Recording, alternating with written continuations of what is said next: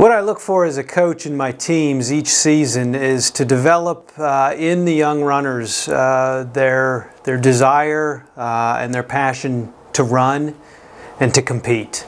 Each season I start the season by asking them, not asking them, but I assume two things from all the athletes that come into the program. I assume that they love running, one, and two, I assume that they want to get better at running. And those assumptions are important to me and to the athletes. I need to get across to them that they're here and is part of the Albright College cross-country team because they love to run. Every year my most valuable returners are my captains. This is a captain-driven team. The captains, my team captains, I give them a tremendous amount of responsibility. They ultimately decide the final 7 roster for the max, for the conference meet. It's their job to give me the 7 runners that will run in that meet, and that is entirely their decision.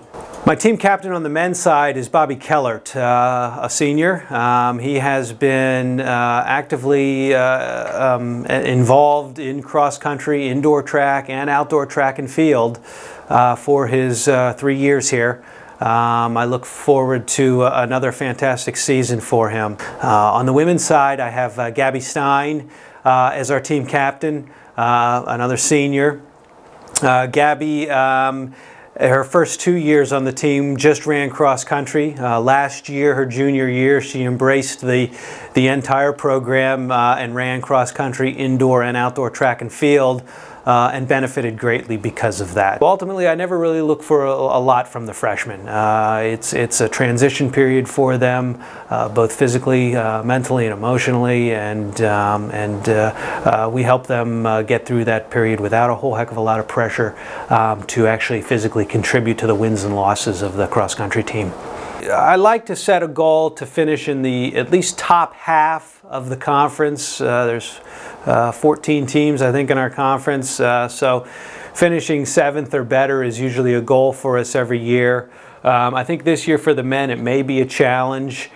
We still have a lot of young runners on the team that we're trying to move along. Our numbers as far as runners is at a minimum right now. We will have a team of 7 or 8 runners, so we don't have a lot of depth.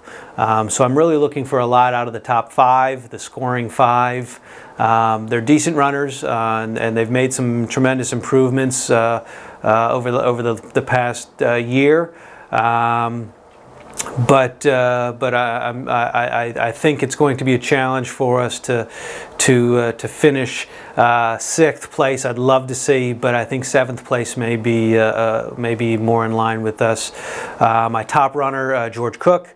We're looking forward to seeing him come back and get back into shape. He took some time off during indoor season, and he's dealing with a few nagging injuries as the process of getting back running to full speed again occurs.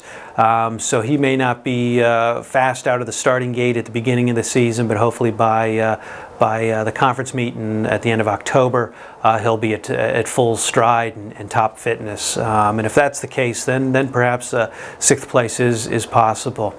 On the women's side, we're extremely excited about the potential this year for this team. Last year, this team, we had a tough time even fielding a complete team due to injuries and graduations. That is not the case this year. We have a team of great young women runners who are hungry to get back into that competitive mode where they're going to meets and competing in the top 25%, top 20% of teams at our various invitationals. So definitely finishing in the top half of our conference this year. 6th place, 5th place may not be out of the question. I anticipate great things from this team. We have a great core of junior class runners that have shown tremendous improvement and dedication to running these summer months, which are our most important months for developing that base of distance. So we're really anxious to see how that team performs in October. I think we're looking at one of the best women's cross-country teams that we've seen for a while here at Albright College.